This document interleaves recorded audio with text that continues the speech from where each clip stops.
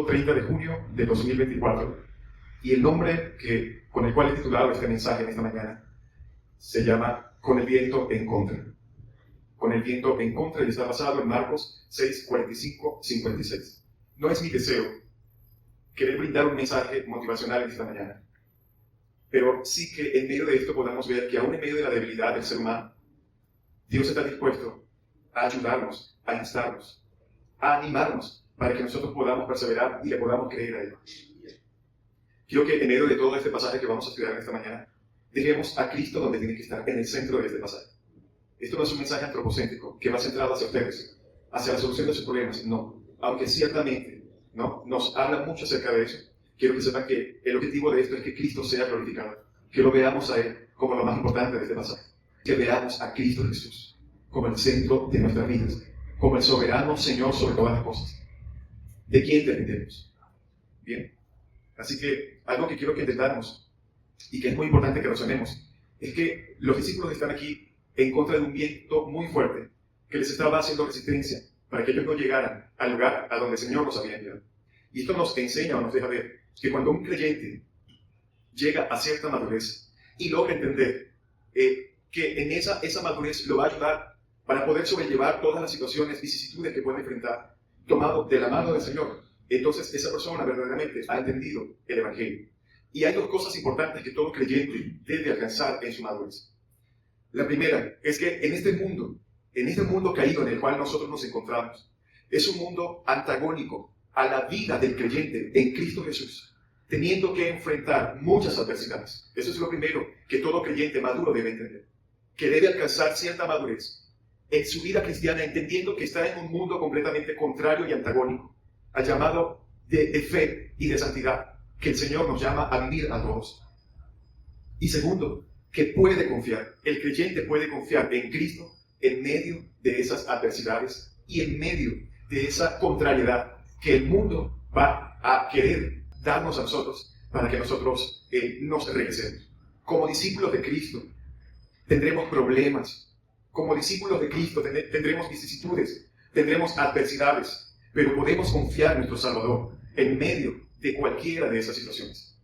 Debemos aprender a confiar en el Señor verdaderamente, no como un cliché evangélico, no de labios para afuera, sino verdaderamente creer en la autoridad y en el poder que el Señor tiene por encima de todas las cosas. Nadie va a llegar a la madurez en Cristo, a menos que entienda, a menos que asimile y absorba estas dos cosas que bíblicamente la palabra nos enseña.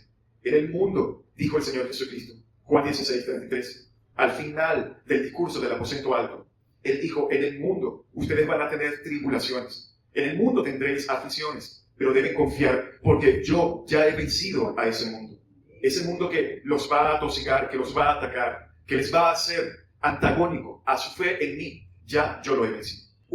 Él no nos ha prometido una vida libre de dificultades. Él no ha prometido de que no vamos a padecer o a atravesar valles de sombra de muerte. No, eso no es lo que Él promete. Él aún promete que lo vamos a atravesar. Pero en medio de esa promesa, sí hay algo que Él nos asegura. Y es que Él estará con nosotros, que su vara y su callado nos infundirán aliento. Dios no nos ha prometido una vida libre de vicisitudes, pero sí nos asegura que podemos experimentar en medio de la tribulación, en medio de la aflicción, la paz de Dios que sobrepasa todo entendimiento, como lo dice Pablo en Filipenses 4, 7. Y este pasaje, amados hermanos, ante el cual estamos en esta mañana, que es muy conocido por todos nosotros, pero muy poco visto con los ojos correctos, nos presenta 6 características, 6 aspectos que el Señor Jesucristo posee, que son intrínsecos de la personalidad de Jesucristo, que están muy afiliados a sus atributos como Hijo de Dios y como Dios, que de alguna manera debe movernos a nosotros, a que nosotros pongamos toda nuestra confianza absolutamente en Él, aún en medio de las circunstancias más difíciles que el creyente pueda atravesar en su vida. Vamos a ver estas 6 características. Y la primera de estas características es la sabiduría de nuestro Señor Jesús. La sabiduría de Jesús aún en medio de las adversidades. La sabiduría de Jesucristo aún en medio de la presión. ¿Por qué podemos asegurar que el Señor Jesucristo, que el Espíritu Santo, movió a Marco para que nos dejara esta enseñanza y esta característica de Jesús por la historia que se narra en este pasaje? Esta historia, amados hermanos, que acabamos de leer, sucedió inmediatamente después del milagro de la multiplicación de los panes y de los peces que vimos la semana pasada. Aquí nos encontramos con algo que se conoce como paralelismo. Los evangelios son la misma historia, como lo dije al principio, pero contada por 4 evangelistas, cada uno desde una perspectiva diferente, pero siempre con Cristo en el centro, siempre con el mismo fin. El mundo, el hombre estaba perdido, muerto a sus delitos y pecados, y la única forma de reconciliación fue a través del Hijo de Dios, que fue inevitablemente a la cruz del Calvario. Pero algo que debemos entender, que aunque son 4 evangelistas, es la misma historia con el mismo final.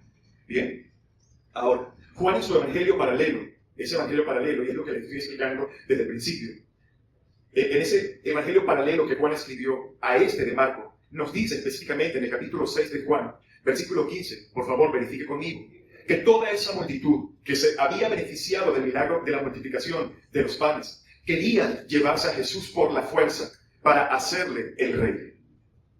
Capítulo 6 de Juan, versículo 15, dice, pero entendiendo Jesús que iban a venir para apoderarse de él y hacerle rey, volvió a retirarse al monte solo.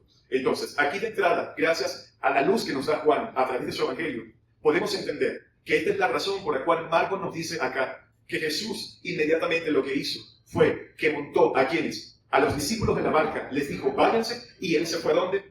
Al monte ahora. ¿Con qué nos estamos encontrando acá? Recordemos que esto está sucediendo justamente en el reinado de ¿quién? Del tetrarca Herodes, ¿no? Este Herodes pertenecía a la dinastía de ¿quién? De Herodes el Grande. En otras palabras, lo que está sucediendo aquí, según Marcos y según Juan, es que estas personas, esta multitud, en ellos se levantó una euforia humana y completamente revolucionaria que pretendía darle un golpe de estado a Herodes y colocar a Jesús en su trono. Esto era lo que esta gente quería. Al ver tan semejante milagro, ellos dijeron, este es el hombre que necesitamos. A este es el que necesitamos que nos gobierne. A este es el que necesitamos como rey. Y obviamente, hermanos, un hombre que tuvo la capacidad de alimentar a casi 20,000 personas con tan solo 5 panes y 2 peces, obviamente, hermanos, era un buen candidato para ocupar el trono. Era inevitablemente el candidato que se necesitaba. Pero a pesar de que Jesús les muestra su compasión por encima de su humanidad, queda claro con esto que ellos no querían un Salvador. A pesar de que Jesús les mostró esa compasión cuando llegaron frente a Él, a pesar de esto, a pesar de que Jesús vio verdaderamente cuál era su problemática y que lo que necesitaban era esa salvación, ellos sencillamente no querían, no les interesaba esa salvación. Ellos querían a una especie de evangelista de la prosperidad, que les arreglara la vida, que les prometiera cosas. Ellos querían a alguien que resolviera sus problemas inmediatamente, o sea, aquí y ahora, en este preciso momento. Necesitamos que muevas tu varita mágica y nos resuelvas nuestras circunstancias. Es por eso que más adelante el Señor tuvo que decirles en Juan 6:26, por favor verifíquenlo. En Juan 6:26, Él les tuvo que decir estas palabras: de cierto os digo que me buscáis no porque habéis visto las señales,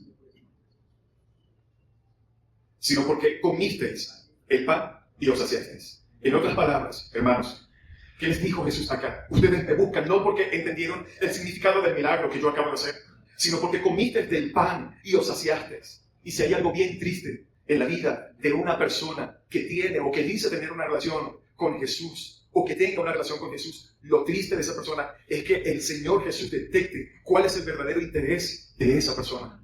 Y ciertamente, amados hermanos, el Señor Jesucristo sabe en lo absoluto la razón por la cual tú y yo estamos en este lugar. Yo a ustedes tal vez les puedo aparentar algo, ustedes a mí me pueden aparentar algo, pero si hay alguien a quien no podemos esconderle absolutamente nada, es el Señor. Y estas personas, tristemente, estaban en esa condición. Ellos solamente estaban allí por un interés. En este momento nosotros podemos hacer una estación en esta predicación y preguntarnos, ¿cuál es la verdadera razón por la cual estamos hoy acá? Tú que viniste por primera vez, ¿cuál es la razón por la cual estás acá? ¿Cuál es la razón por la cual te congregas? ¿En qué problema estás metido? ¿En qué vicisitud te encuentras en este momento? ¿Es esa la razón por la cual estás aquí? ¿Por unos panes, por unos peces, por una sanidad? ¿O estás aquí verdaderamente por el Señor? Y eso es algo que debemos preguntarnos.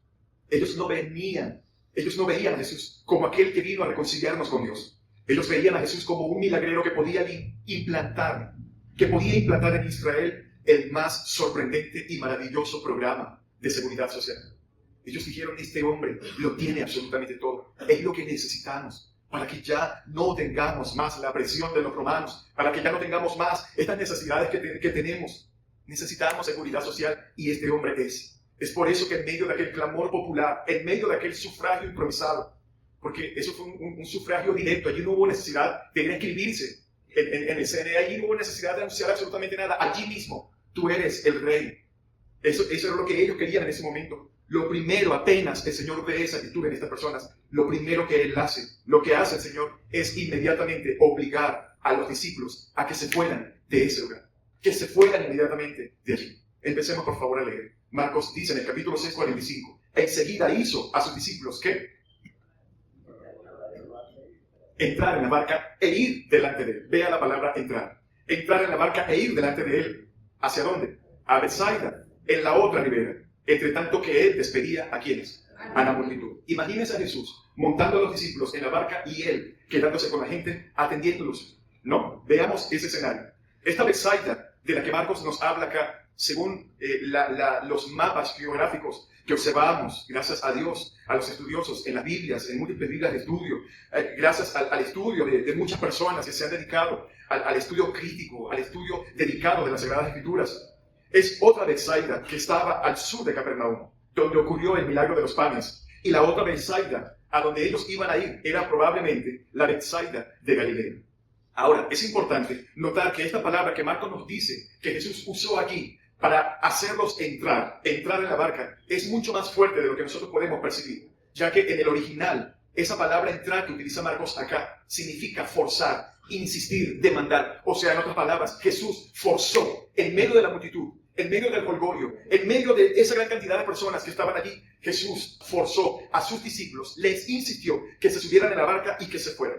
Es importante razonar aquí lo siguiente. Es necesario ver lo tentador que fue este escenario para los discípulos.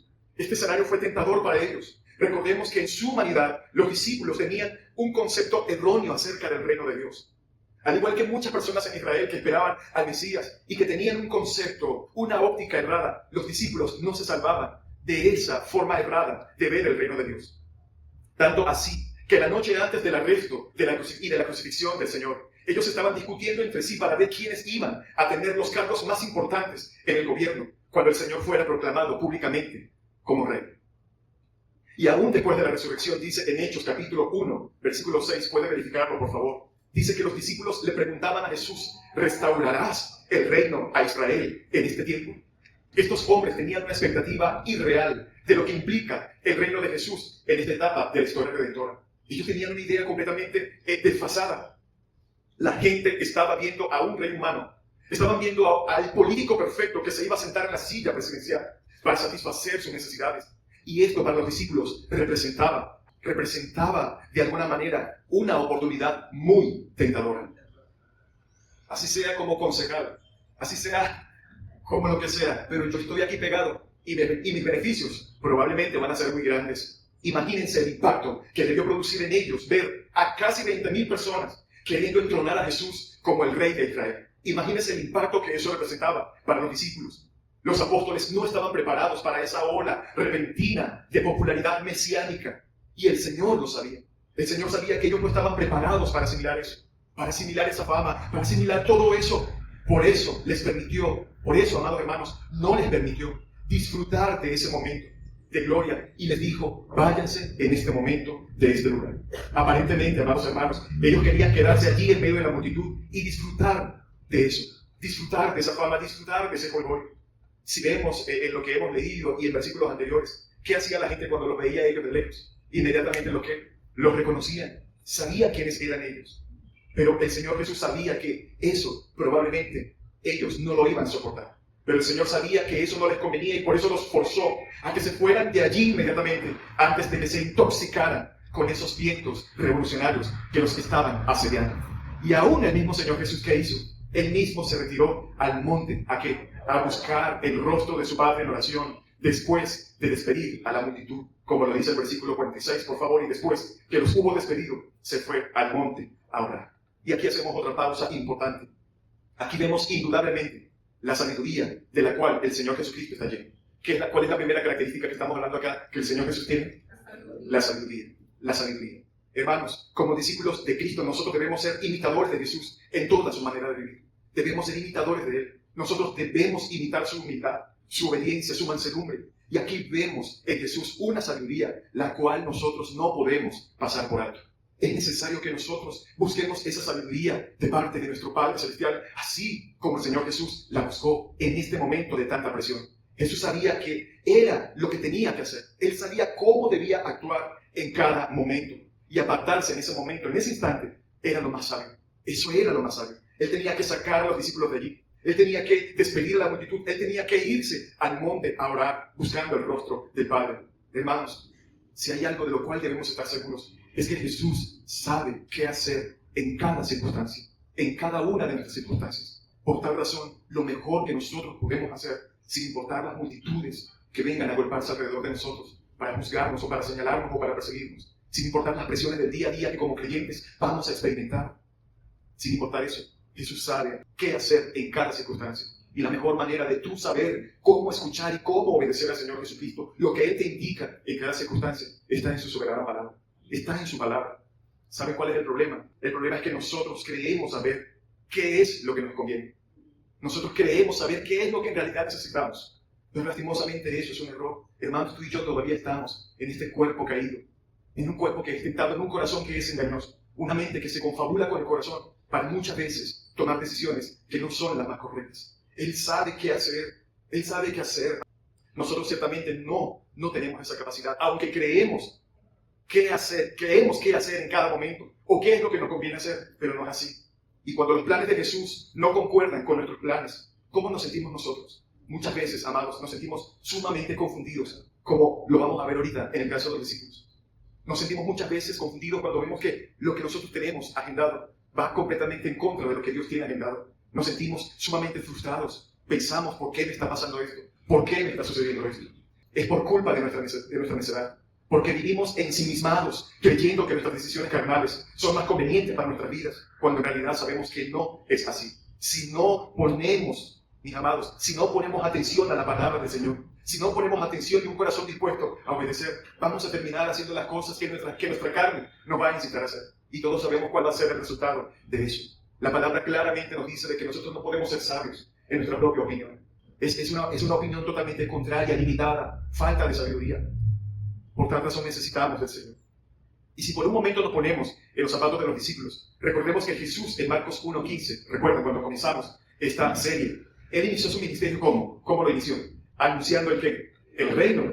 El tiempo se ha cumplido, el reino de Dios se ha acercado. Y obviamente, para la mala interpretación que los discípulos habían tenido de esas palabras, este momento de la multiplicación era el instante ideal para proclamar la candidatura del Señor Jesucristo. En base a su mala interpretación, ese momento de la multitud, de los panes y los peces, era el exacto. Ellos dijeron, este es el momento para que lo que Él dijo de su reino, desde ya comience a ejecutarse. Por primera vez, el plan de implantar un reino parecía viable para quienes, para los discípulos. Pero Jesús no vino al mundo a establecer ese tipo de reino. Nosotros que estamos de este lado, gracias a la luz de la palabra, podemos entender eso. Podemos entender que Jesús no había venido a establecer un reino humano. Él había venido a establecer el reino de ¿quién? De Dios. Entonces, amados, Jesús vino al mundo a reconciliarnos con Dios a través de su propia muerte en la cruz. Allí es donde está la manifestación de su reino. Él vino a resolver el problema que todos tenemos con la justicia perfecta de Dios por causa de nuestros pecados. Ese es el reino del cual habla, y eso es el verdadero evangelio. Ese es el núcleo del evangelio, que nosotros estábamos muertos, Efesios 2:1, en nuestros delitos y pecados. Estábamos muertos en esos delitos y pecados y no podíamos hacer nada. Y cuando Pablo dice que estábamos muertos, eran muertos. Y un muerto no puede valerse por sí mismo bajo ninguna circunstancia. A menos que, como lo hemos visto en sus evangelios, la fuerza y el poder divino intervengan en la vida de esa persona. Pero ¿qué vemos aquí en esta negación de Jesús? ¿Qué hace Jesús? Como lo observamos, hay una negación de Jesús. Jesús se niega a eso que estos hombres humanamente y su carnalidad le estaban atribuyendo.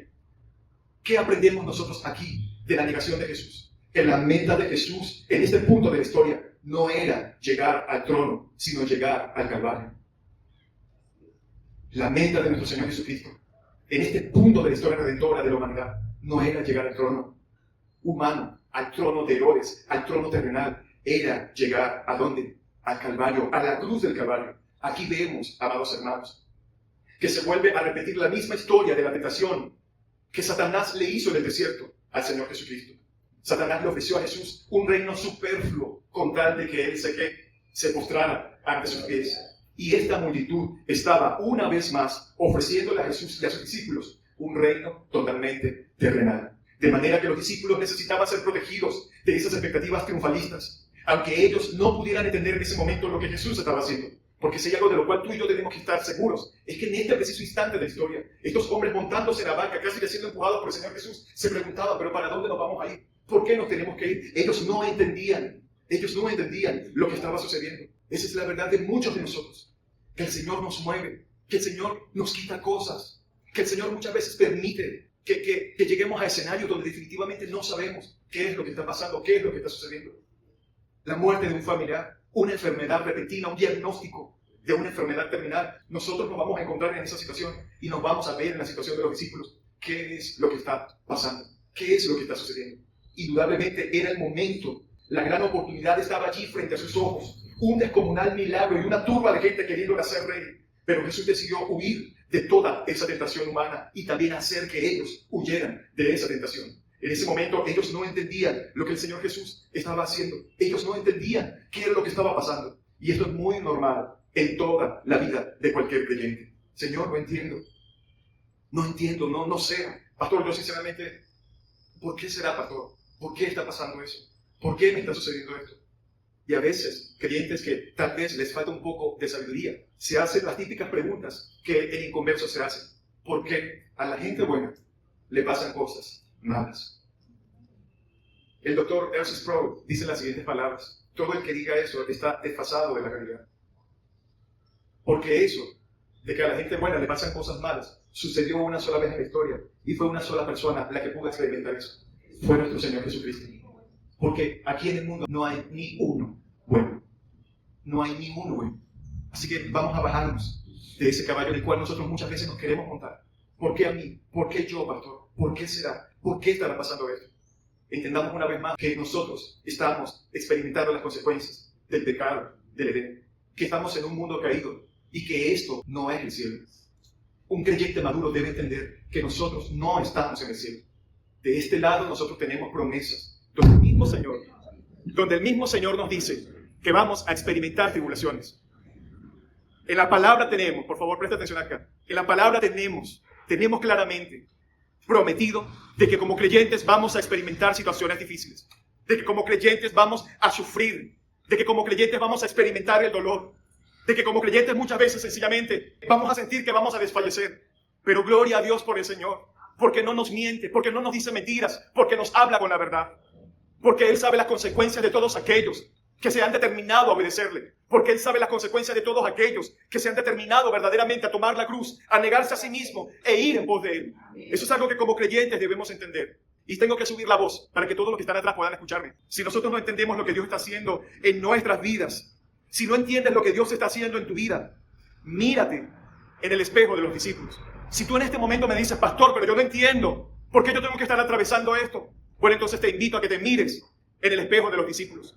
Si hay alguien en este momento de esta predicación, en este momento de este pasaje, que no sabían qué iba a suceder, eran estos hombres. Y estos hombres tenían la pericia, tenían la agilidad, porque no eran novatos en montarse en una barca. No eran novatos en salir en medio del mar en la noche, en la madrugada, a salir a pescar. Eran expertos, pero aún en medio de eso, estos hombres, amados hermanos, no sabían qué hacer. Pablo dice en Colosenses 2:3 que en nuestro Señor Jesucristo están escondidos todos los tesoros de la sabiduría y del conocimiento. Esto dice Pablo acá, dándonos a entender que en Jesucristo están escondidas todas las cosas que nosotros necesitamos y que como creyentes y discípulos necesitamos estar en Cristo Jesús. Estar en Cristo Jesús, alimentarnos de Cristo Jesús, buscar la verdad de Cristo Jesús para verdaderamente, señores, entender en medio de cualquier caos, en medio de cualquier situación, que Él tiene una voluntad, porque Él tiene intrínsecamente en Él escondido todos los secretos de la sabiduría, del conocimiento. Por lo tanto, si Él es la fuente del conocimiento y de la sabiduría, nuestro deber es obedecerlo a Él, hacer lo que Él quiere que hagamos, instruirnos a través de la palabra, ver en su palabra qué es lo que me dice, qué es lo que me ordena. Y eso es lo que yo tengo que obedecer. Y dicho sea de paso, como creyentes somos llamados a obedecer lo que está escrito en su palabra, lo que Él ya ha revelado a través de su soberano Espíritu. Y necesitamos obedecerlo. Necesitamos ir en pos de Él, ir detrás de Él, obedecer su voluntad. Él sabe lo que Él está haciendo en la vida de cada uno de nosotros, aunque muchas veces tengamos la impresión de que todo parezca un caos. Nos vamos a encontrar en escenarios donde va a parecer un caos nuestra vida, donde sencillamente la gente se irá, donde no habrán personas que tal vez te puedan levantar, donde no estará el pastor, donde no habrá un hermano. En ese preciso instante es donde podemos comprobar que el Señor en su soberana voluntad ciertamente permite cosas en nuestras vidas y nos envía a lugares así como lo hizo con los discípulos, pero aún en medio, aunque pareciera loco y contradictorio, porque el mismo Señor que los envió fue el que permitió que después ese viento se presentara. Aunque eso suceda, debemos entender que Él es el centro. En Él están concentrados, escondidos todos los tesoros de la sabiduría y del conocimiento. Él puede ver lo que nosotros no vemos. Él puede prever y proveer lo que nosotros no podemos. Los discípulos no debían quedarse allí, ni Jesús tampoco. Es lo que Marcos nos muestra acá. Él necesitaba en ese momento buscar el rostro de su Padre en oración y orar también. ¿Por quiénes? Por sus discípulos que estaban saliendo en esa barca. Él necesitaba orar por ellos, porque él sabía que estos hombres acababan de pasar por una prueba difícil. Y el Señor sabía que esa misma noche estarían sometidos o metidos en un problema mucho mayor del que estaban saliendo en ese preciso instante. Y eso nos lleva a ver la segunda característica de Jesús. Y es que además de tener una sabiduría desbordante e infinita, Jesús es confiable. Si hay alguien en quien nosotros podemos confiar, ese es nuestro Señor. Ese es nuestro Redentor. Versículo 47. Y al venir la noche, la barca estaba en medio de ¿qué? Del mar. Y él solo estaba ¿dónde? En tierra. Tres cosas que Marcos nos deja ver aquí, en este escenario. Primero, en el versículo 47, ¿qué nos permite ver? Primero, que era de noche. Segundo, que la barca estaba en medio del mar. Y tercero, que el Señor Jesús estaba en tierra. Jesús estaba en el monte orando. En el Evangelio de Juan 6:19, por favor, dirijas allí. Añade el detalle de que los discípulos habían remado entre 25 y 30 estadios. Búsquelo, por favor, y verifíquelo. Juan 6:16. Por eso es que estamos utilizando de manera paralela el Evangelio de Juan, que nos da luz acerca de estos detalles de los cuales Marcos no habla. ¿Sí lo tiene? Juan 6:19 añade el detalle de que los discípulos habían remado entre 25 y 30 estadios. Y un estadio aproximadamente cubría una distancia de 180 metros. Así que los discípulos habían remado esa noche un aproximado de 5.5 kilómetros lejos de la orilla. Marcos nos dice también, volvemos al versículo 48 en Marcos, que los discípulos estaban enfrentando una gran dificultad porque los vientos les eran contrarios y ellos estaban remando con mucha fatiga. Dice específicamente, y viéndoles remar con gran fatiga, porque el viento les era contrario. El texto dice literalmente que los discípulos estaban siendo torturados. Literalmente dice que los discípulos estaban siendo torturados. Ellos estaban tratando de mantener la barca en rumbo. Imagínense esa escena, hermanos. De noche, a oscuras, con un mar embravecido y con un viento que les era contrario. Ellos estaban tratando de mantener la barca en el rumbo. Ellos estaban tratando de mantener la barca a flote. Los vientos les eran contrarios. Ellos estaban siendo torturados. Dice específicamente este versículo en el original. Esta gente estaba luchando para salvar sus vidas. Esa gente estaba allí luchando. Imagínense el agotamiento. Imagínense todo el tiempo que duraron allí remando para tratar sencillamente de no terminar hundidos. Y en medio de este mar embravecido, en medio de esas circunstancias, mis hermanos, dice en el versículo 48, que Jesús los vio y al verlos remar fatigados, ¿está viendo? Fatigados. Él estaba orando en el monte. Era de noche. La barca había recorrido más de 5 kilómetros. Por favor, lean su Biblia. La barca había recorrido más de 5 kilómetros. El mar estaba embravecido. Pero Jesús, ¿qué hizo? Los vio. Jesús los vio. Aquí tenemos dos grandes lecciones que nosotros podemos aprender y son muy importantes y quiero que las consideremos. Número uno, la primera es que los problemas de la vida no siempre son un indicativo de que estamos fuera de la voluntad de Dios. Por favor, vamos a asimilar eso. Y anótelo. Aquí aprendemos que los problemas de la vida no siempre son un indicativo de que estamos fuera de la voluntad de Dios. Los problemas de la vida no siempre son un indicativo de que estamos nosotros fuera de la voluntad de Dios. Los discípulos estaban en dificultades. Los discípulos llegaron hasta ese lugar y estaban en esa situación. ¿Saben por qué? ¿Saben por qué? Porque habían obedecido al Señor Jesucristo. Los discípulos estaban en problemas porque ellos hicieron exactamente lo que Jesús les ordenó que hicieran. Ellos no estaban fuera de la voluntad de Dios en ese momento. Ellos estaban obedeciendo las órdenes del Señor Jesús. Eso me enseña de que muchas veces, hermanos, vamos aún en medio de la voluntad de Dios a tener problemas y adversidades. Vamos a tener situaciones. Ellos ciertamente no querían irse de la barca, porque el hecho de que Jesús los haya forzado es que ellos no querían irse. Pero dice que Jesús prácticamente los obligó a irse. Y ahora ellos estaban enfrentándose a una gran dificultad, a un viento totalmente contrario. Así que era conforme a la voluntad de Dios que ellos pasaran ese problema. Muchas veces nosotros estamos orando y rogándole al Señor y pidiéndole que nos saque de un problema o de una situación o de un proceso que resulta ser que fue Él mismo que nos metió allí, no para destruirnos, sino para formar el carácter de Cristo en cada uno de nosotros. Y si nosotros no maduramos, hermanos, en estas cosas, vamos a andar por la vida echándole la culpa a todo el mundo. Vamos a andar por la vida buscando culpables. Vamos a andar por la vida victimizándonos y no asumiendo la necesidad que todos tenemos de crecer en el Señor, de crecer en Cristo Jesús. Es conforme a la voluntad de Dios que probablemente tú puedas estar pasando por situaciones en las cuales puedas estar atravesando en este momento. En el caso de Marta y María, cuando Jesús le llegó la noticia del auxilio de una familia que era tan apreciada para Él, que Él amaba entrañablemente. ¿Qué hizo Jesús, amados hermanos? Nada. Jesús esperó que Lázaro muriera para poder manifestar su poder en una forma más extraordinaria y al mismo tiempo para fortalecer la fe de los discípulos. Aquí vemos una vez más que Dios no está apurado y que Él va a intervenir en nuestras vidas según su reloj y no el nuestro. Dios no tiene apuros. Él está sentado en su trono. Él está sentado en su trono. Si existe una forma de hacer crecer nuestra fe, es confiando en el Señor cuando no parece haber razón alguna para confiar. Así que los discípulos estaban haciendo exactamente lo que ellos debían hacer. Estaban exactamente en el lugar donde debían estar. Y precisamente por eso fue que estaban metidos en ese problema. Imagínense el escenario, hermanos. Lo que esta gente estaba experimentando no era cualquier cosa. Si alguno de ustedes, por casualidad en algún momento, se ha quedado en la mitad del mar, varado en una lancha de esas, ¿sabe? Que lo llevan a uno a todos esos callos. Es algo agonizante, es algo que te genera un temor. Y a pesar de la pericia de estos hombres estaban en un problema muy grande. La segunda cosa que vemos acá es que el Señor vela por cada uno de los suyos.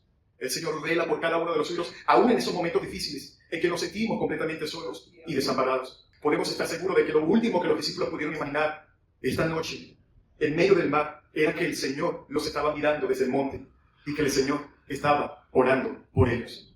Y notemos un detalle aquí muy importante en el versículo 48, hermanos. Allí nos dice simplemente que Él vio la barca zarandeada por las olas.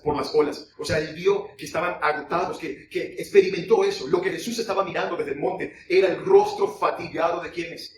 De los discípulos. Lo que Jesús vio en este versículo no fue la barca zarandeándose de un lado al otro por las olas. Lo que Jesús vio fue a ¿quiénes? El rostro fatigado de cada uno de los discípulos, viéndolos remar, ya casi con sus brazos totalmente cansados y a punto prácticamente de romperse. Él estaba viendo a los discípulos remando con angustia, remando con dificultad, torturados por el esfuerzo de mantener esa pequeña barca a flote. Vea lo agonizante y lo difícil. Y para los que están atravesando un momento difícil en este momento, el Señor conoce tu aflicción.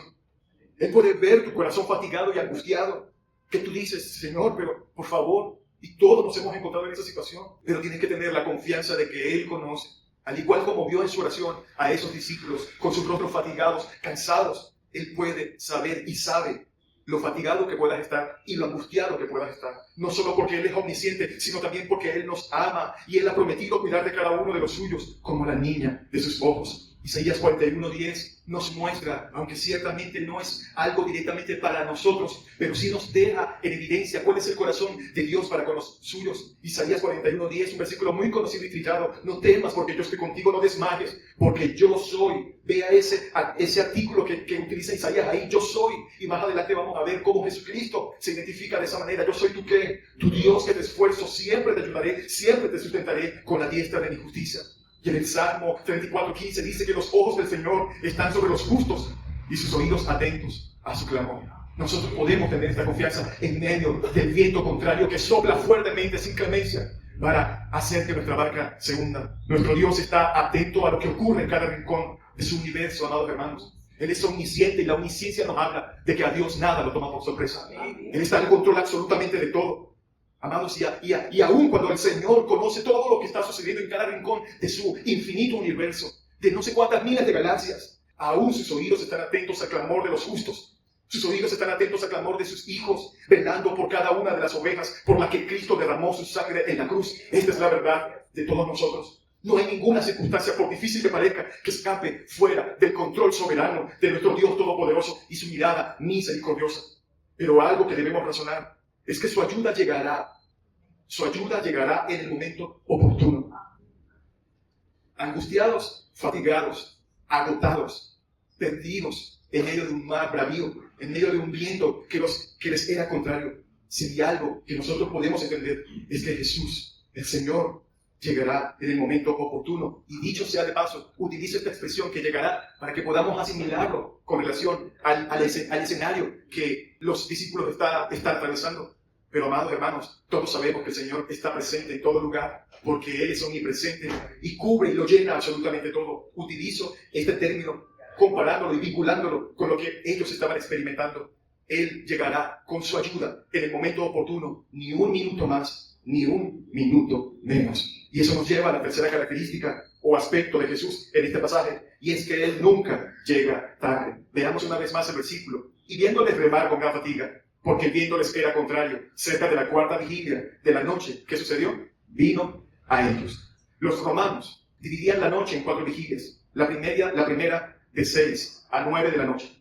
La segunda de 9 a 12 de la medianoche. La tercera de 12 de la medianoche a 3 de la mañana. Y la cuarta vigilia de 3 de la mañana a 6 de la mañana. De manera que lo que Marcos nos está diciendo aquí es que el Señor decidió ir a socorrerlos aproximadamente como a qué horas, como a las 3 de la mañana. Después de repartir los panes y los peces y todo el trajín que experimentaron allí, todo lo que los discípulos hicieron, muy probablemente se puede deducir o inferir que como a las 8 de la noche aproximadamente, ellos salieron, ¿ok? Así que el Señor llegó justamente cuando estaban más cansados, cuando se sentían más fatigados. El Señor llegó cuando era más que evidente que su capacidad y su pericia como marineros no les estaba llevando a ningún lado. Él pudo haber llegado antes, pero Él llegó en el tiempo que era, el que Él ya había decidido. La pregunta es, ¿eso es crueldad? No, amados hermanos, eso es providencia, eso es soberanía. Eso es soberanía. El Señor se toma su tiempo para venir en nuestro auxilio, conforme a su soberana voluntad. Entre muchos otros propósitos que nosotros no entendemos, por lo menos sabemos por su palabra que muchas veces Él obra de esa manera para librarnos de la confianza que tenemos en nosotros mismos. Esta es la razón por la cual, además de muchos otros propósitos, por la cual el Señor obra de esa manera.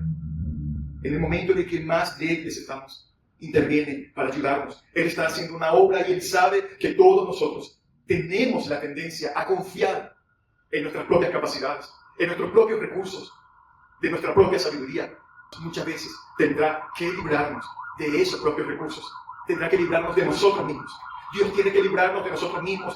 Recordemos que nosotros tendemos a ensimismarnos, y ensimismarnos, tener dependencia de nosotros mismos y no de Dios, es caer en autonomía. Fue precisamente esa autonomía lo que se convirtió en el pecado que se enseñoreó de Adán y de Eva, ¿en dónde? En el Edén, y sobre todo en sus corazones. La incredulidad que viene a nuestras vidas cuando confiamos en nuestro propio criterio nos conduce a la muerte, inevitablemente. La autonomía, el querer ser autónomos, el querer ser independientes de Dios, es allí donde está el centro del pecado del ser humano. Por eso necesitamos comprender que muchas veces Dios permitirá escenarios como estos, para que nosotros verdaderamente confiemos en Él y esperemos en Él. Esperemos en Él. La razón por la que el Señor no quiso quitarle el aguijón al apóstol Pablo, que tenía en su carne, era para mantenerlo en debilidad.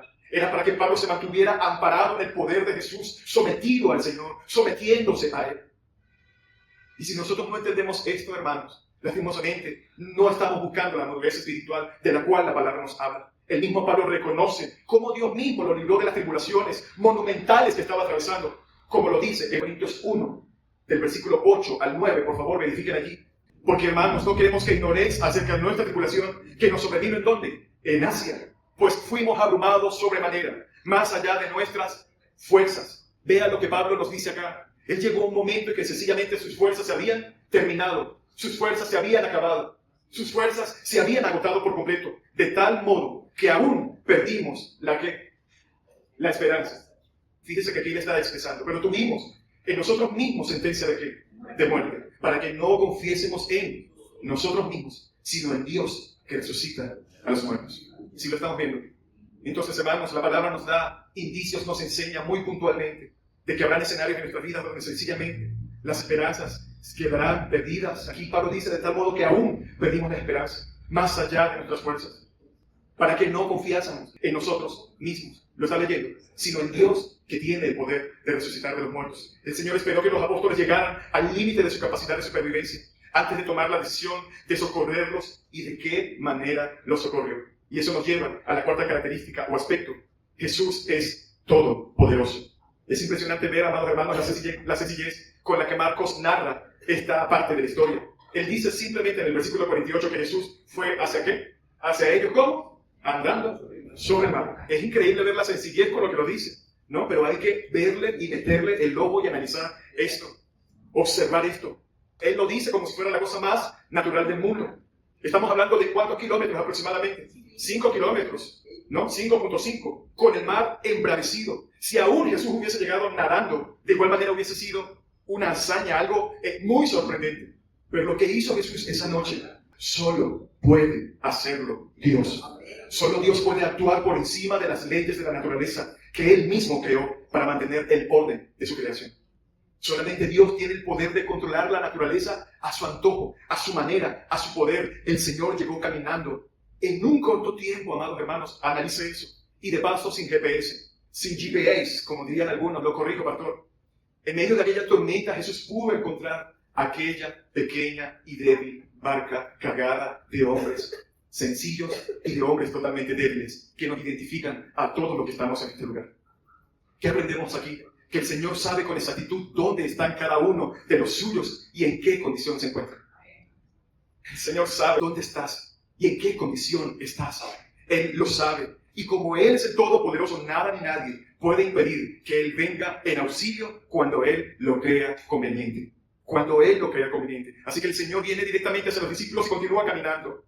¿A dónde? Al lado de la barca. Dice Marcos como si fuera a pasar de largo, ¿no? Y esa idea allí es como para que todos los discípulos pudieran verlo claramente. Esa es la idea que vemos aquí en la parte final del versículo 48 que dice, y quería adelantárseles. ¿Qué es lo que sucede en ese momento cuando el Señor intenta adelantárseles? Cuando el Señor Jesús les pasa por un lado. Fíjese la escena, está todo oscuro, el viento soplando. Vemos el temor, la fatiga que estos hombres tienen.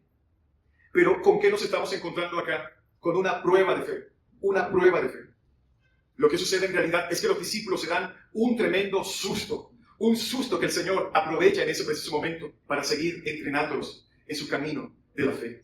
Y eso nos lleva a nuestro quinto aspecto, la paciencia de Jesús. Jesús es paciente. Él está trabajando con cada uno de nosotros para llevarnos a la madurez. Y Él se toma su tiempo con cada uno de nosotros de manera individual. Versículo 49.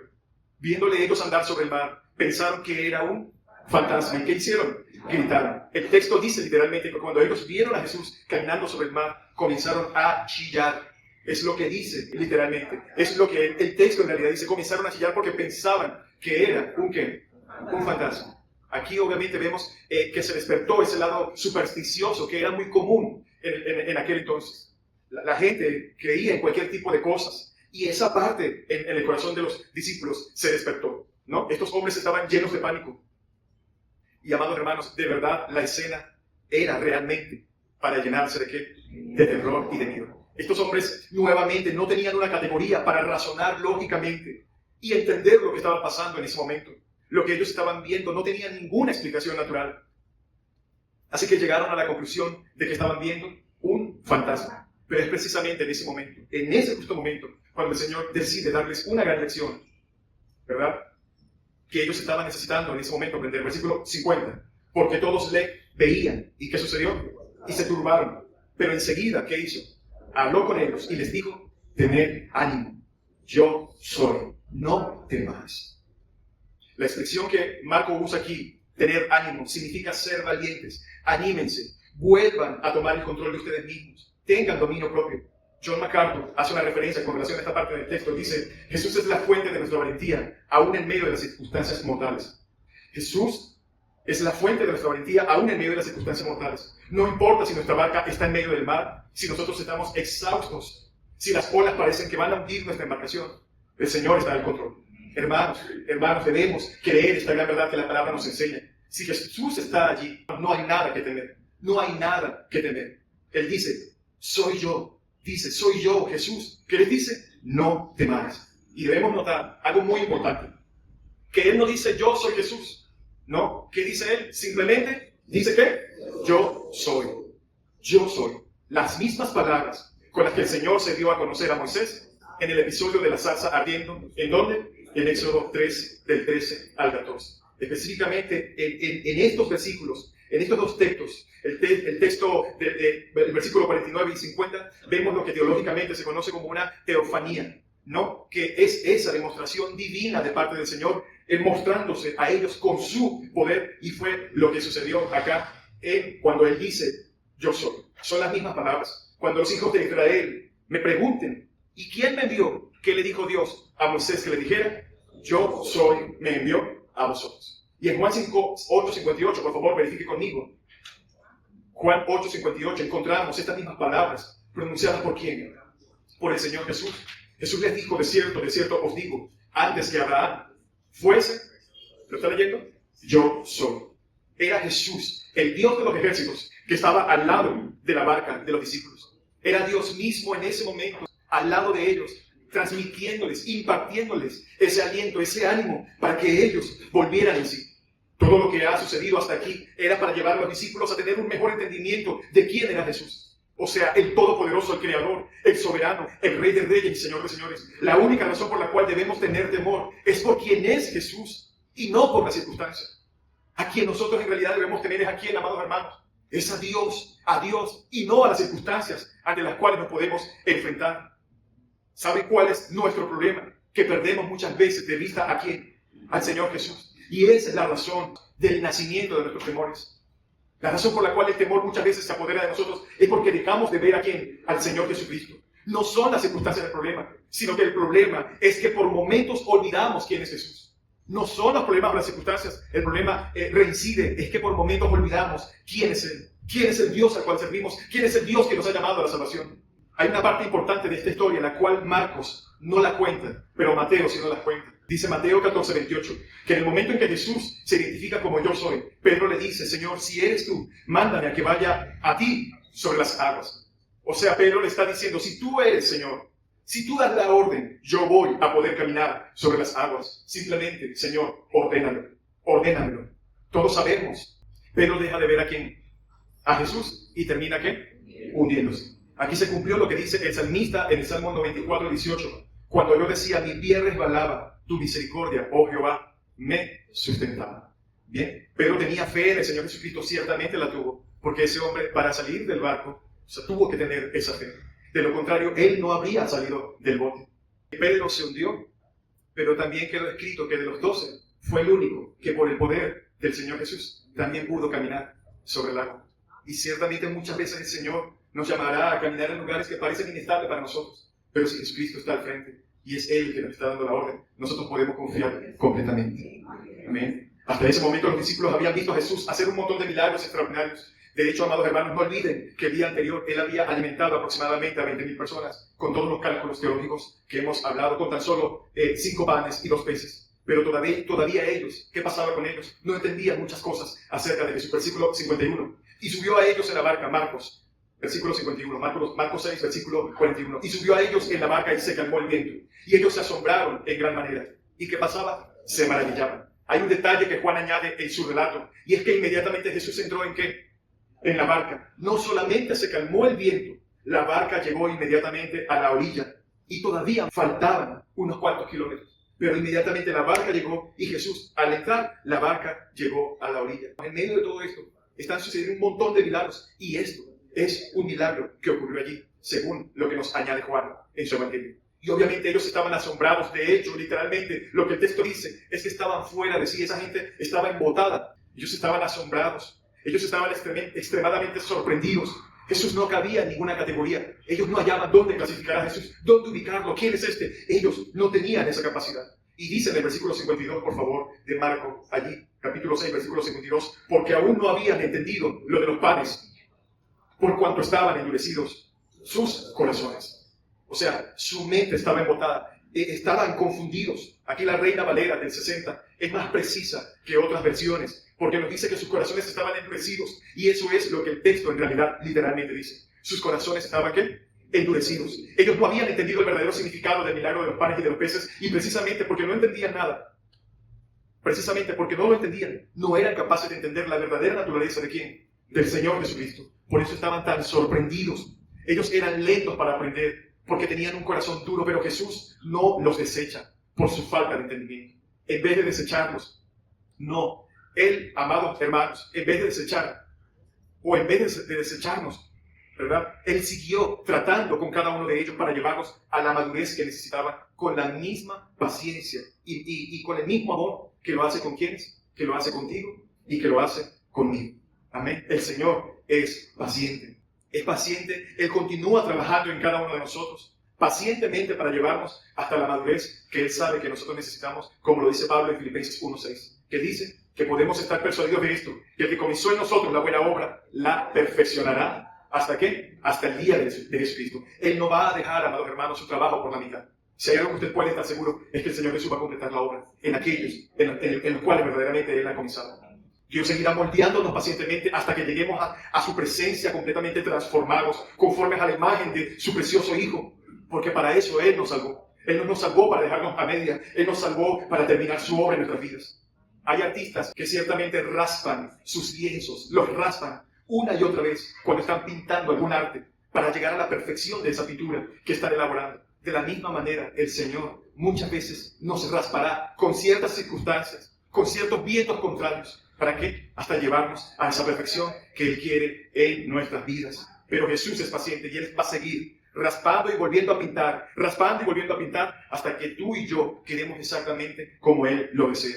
Amén. Y nosotros sabemos que ese proceso no va a concluir, sino que hasta que nosotros seamos completamente glorificados y estemos en su presencia. Él usará tribulaciones, dificultades, Él usará dolores, Él usará problemas, Él usará vientos contrarios para enseñarnos más de su gloria. Si los discípulos no hubieran estado en el mar en esa condición esa noche, hay algo de Jesús que ellos no hubiesen aprendido. Hay algo de Jesús que ellos se hubiesen perdido. Hay lecciones acerca de nuestro precioso, maravilloso, extraordinario y bendito Señor Jesús, nuestro Salvador, que solo las vamos a aprender en medio de un mar embravecido, como sucedió con ellos. Llegamos ahora a la compasión de Jesús, capítulo 6, 53, y leemos todo el texto completo hasta el 56. Terminada la travesía, vinieron a tierra de Genesaret y arribaron a la orilla. 54, y saliendo ellos de la barca, enseguida la gente le conoció, y recorriendo la tierra de alrededor comenzaron a traer de todas partes enfermos en lechos, a donde oían que estaba, 56, y donde quiera que entraba, en aldeas, ciudades o campos, ponían en las calles a los que estaban enfermos y les rogaban que les dejase tocar siquiera el borde de su manto, y todos los que le tocaban quedaban, ¿qué? Sanos. Aquí vemos su poder desplegándose de una manera sobrenatural. Vemos todo su poder allí saliendo, emanando de Él. Pero al mismo tiempo que vemos esa compasión, porque esta misma gente todavía no había entendido verdaderamente la naturaleza y la obra redentora de nuestro Señor Jesucristo. Jesús sabía que la mayoría de esas personas lo estaban buscando por razones totalmente equivocadas. Y aún así, ¿qué hizo? Los sanó. De verdad, esto es algo increíble, es algo poderoso, aunque lo leamos o lo leemos así tan superficialmente, pero es impresionante la compasión del Señor Jesús para con todas estas personas. Él no los dejó allí, porque Jesús sabía que ese beneficio que ellos estaban recibiendo era algo temporal. El Señor Jesucristo vino a ofrecer al hombre en su miseria una bendición infinitamente superior que la comida, que la sanidad del cuerpo. Él vino a decirles: yo soy el pan de vida, yo soy el pan de vida que ustedes necesitan, la vida que verdaderamente ustedes necesitan, el alimento que ustedes verdaderamente necesitan, el milagro que ustedes verdaderamente necesitan, soy yo. Y eso lo dice Juan. Yo soy el pan de vida, Juan 6:35. Jesús les dijo, Juan 6:35, yo soy el pan de vida, el que a mí viene nunca tendrá hambre, y el que en mí cree no tendrá sed jamás. En otras palabras, es de mí que ustedes deben alimentarse. Nada ganan con querer hacerme rey, nada ganan con querer perpetuarme por la eternidad aquí en lo terrenal. No, yo he venido para darles vida y vida en abundancia.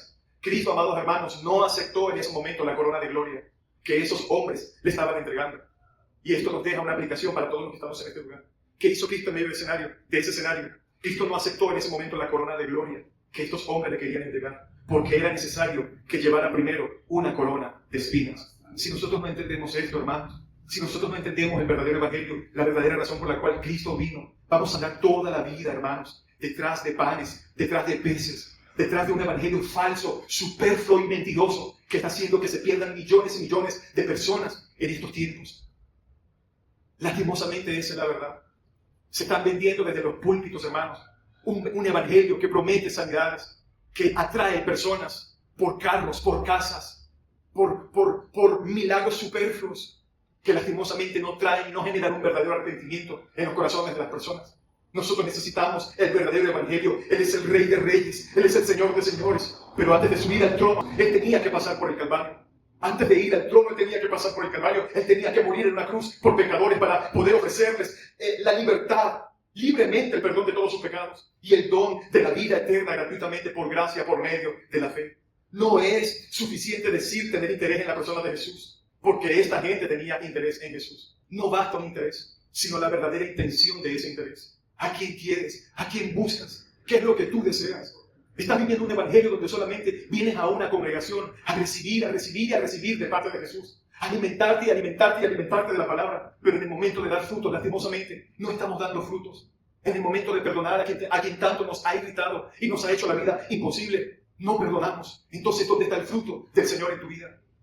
Estamos detrás de cosas que nos prometan desde el púlpito, que nos acaricien el oído, que nos digan que también nos va a ir, que nos emocionen, que nos estén empujando y que nos caigamos y que digamos que ese es el poder de Dios. Amados, el verdadero poder de Dios está en el poder del Espíritu Santo, santificando a todos aquellos a los cuales Jesucristo llama al arrepentimiento. Eso es el verdadero poder de Dios. Cuando la persona, a través del poder del Espíritu Santo, es santificada para llevar una vida plena donde da frutos de verdadero arrepentimiento. Ese es el verdadero poder que salva, amados hermanos. No es una demostración de poder. Jesús no hizo todo eso por una demostración de poder. Jesús lo hizo simplemente por mostrar su misericordia hacia todas esas almas. Pero desde el principio que hemos leído este evangelio, hemos entendido puntualmente que el Señor Jesús ha dejado claro que Él ha venido a llamar a la gente al arrepentimiento para que puedan hallar salvación. Necesitamos esta verdad en nuestra vida. Tienes que buscarlo por la razón correcta. Jesús no es un evangelista de la prosperidad. Jesús no es el genio de la lámpara del cual vas a frotar cada vez que te veas en problemas. Y Él tiene que salir obligadamente a hacerte y a cumplirte el mandado para que tú no te vayas al mundo, para que tú no te vayas de la congregación. Amados hermanos, estamos equivocados. Eso no es el evangelio.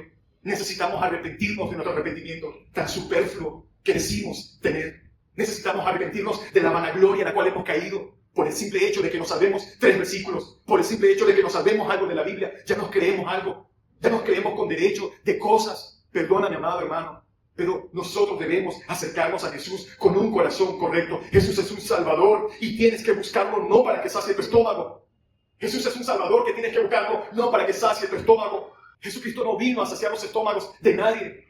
Él lo dijo claramente, ustedes me buscan. ¿Por qué? Porque ciertamente comieron de los panes, porque satisfacieron su necesidad de su hambre con los panes y los peces. Pero no me quieren a mí. Y todo eso lo sabemos que es una realidad, porque de todas las multitudes que seguían a Jesús en esa travesía, ¿cuántos fueron los únicos que llegaron al aposento alto para esperar la promesa del Espíritu Santo? Solamente 120 personas, de miles y de miles de personas, de casi 20,000 personas que podemos ver acá, una minoría. Y eso deja claro que el verdadero pueblo de Dios siempre será una minoría. Siempre ha sido una minoría en toda la historia.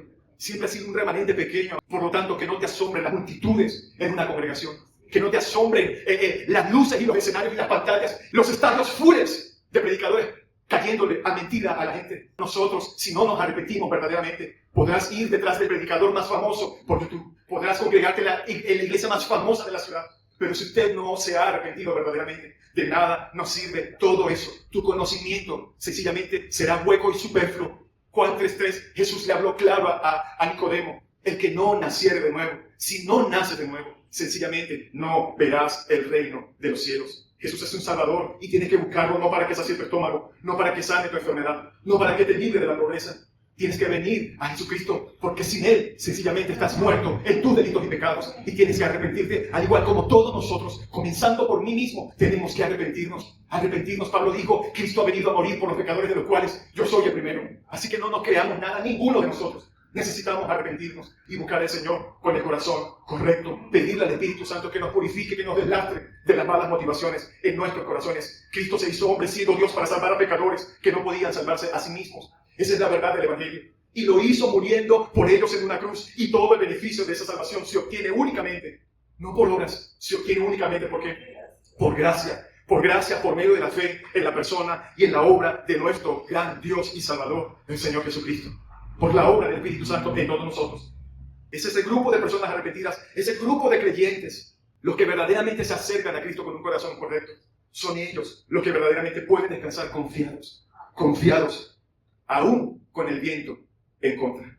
Él es el Salvador, un Salvador lleno de sabiduría, que sabe lo que hay que hacer en cada momento de nuestras vidas. Y ya esto es la parte aplicativa, porque Él es un Salvador que vela por cada uno de los suyos y conoce sus dificultades. Cristo es el centro de esta predicación. Pero ciertamente nos deja en evidencia que Él conoce nuestras dificultades, porque Él es un Salvador que siempre llega a tiempo, porque Él es un Salvador todopoderoso, porque Él es un Salvador paciente, porque Él es un Salvador compasivo, porque Él es un Salvador que ciertamente quiere sacarnos de las dificultades, de tal manera que consuela aún a los más afligidos. Es mi deseo en esta mañana a través de este mensaje, que podamos reaccionar, que podamos abrir nuestros ojos y entender que debemos acercarnos a Cristo con una motivación correcta. Y eso solamente lo puede hacer el Señor a través de su Santo Espíritu, haciéndonos ir a su palabra para poder tener un concepto correcto, una teología correcta acerca de aquellos que se acercan a Jesucristo, aquellos que creen en el Señor Jesús. Hermanos, Dios siempre va a querer alejarte y cuidar y alejarte de lugares y de personas que Él sabe que a ti no te conviene. ¿Qué hizo el Señor Jesús con los discípulos? Con aquella multitud, ¿qué hizo? Les dijo, váyanse de aquí. Y aquí podemos aplicar esto y entiéndelo y asimílalo. Dios siempre va a querer alejarte y cuidarte de lugares y de personas que Él sabe que a ti no te conviene. Tome esto como aplicación. Te podrán ofrecer cargos, puestos, podrán ofrecerte negocios muy prometedores, muy lucrativos, dinero fácil. Pero si Dios sabe que eso no es correcto para ti, para tu vida espiritual, Él va a procurar alejarte de allí. Pero aquí es donde está el detalle. ¿Estás tú dispuesto a obedecer? ¿Estás tú dispuesto a que el Señor te aleje de aquello que aparentemente ante tus ojos parece muy provechoso, y que cuando te alejes de allí y te lleve en otra dirección y te consigas con un tremendo viento a tu contra? ¿Estás tú dispuesto a obedecer y asimilar y a tener sometimiento, a tener una actitud de decirle, Señor, hágase tu voluntad? ¿Estamos nosotros dispuestos a hacer eso? Lo necesitamos urgentemente. Hermano, no importa que estás confundido. Puedes estar en medio de cualquier tormenta y en medio de cualquier viento y de cualquier situación adversa. Simplemente cree en el Señor. Él está allí obrando en tu vida. Simplemente cree en el Señor. Y cierro con esta frase. Estamos en medio de este mundo tormentoso, luchando casi a brazo partido y al parecer a punto de hundirnos. Pero Jesús está en su gloria, sentado, intercediendo por todos nosotros.